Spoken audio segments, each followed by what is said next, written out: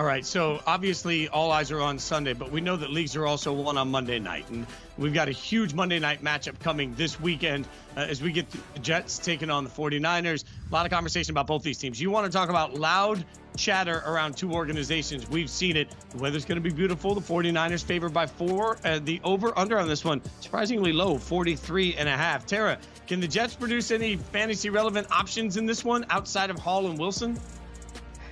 Oh, I would love them to. You would think in an offense led by Aaron Rodgers that there would be more than 2 fantasy options.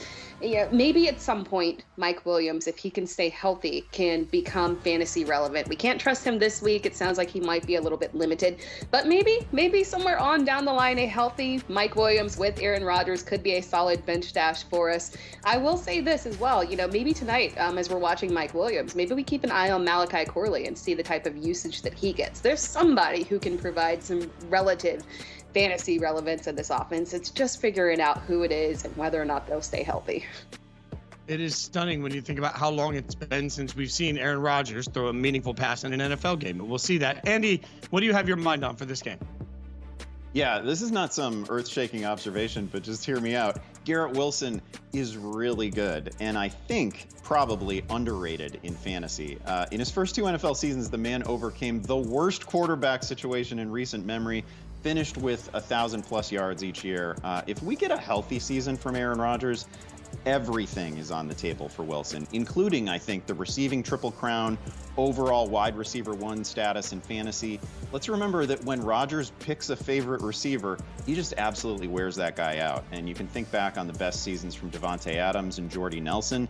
I think Wilson is in that class of player, just an uncoverable receiver, and I expect Rodgers to maximize his potential. We don't need Aaron Rodgers to be like the MVP version of himself. The 2022 version would be just a huge upgrade over anything Wilson has previously worked with. So when we talk about this game, for me, the most important part of it on the 49ers side is actually somebody that can't earn you any fantasy points, but impacts everybody that does. Trent Williams.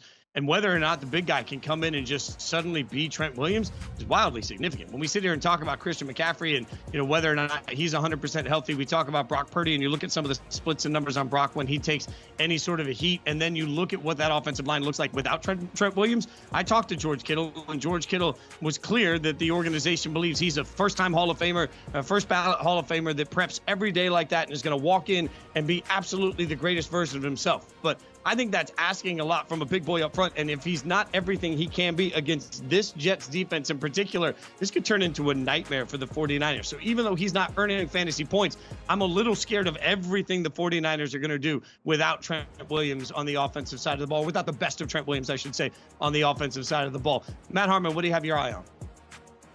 Yeah, I'll talk about the other guy who came back pretty late here. Brandon Ayuk finally got that contract extension, put that drama to rest.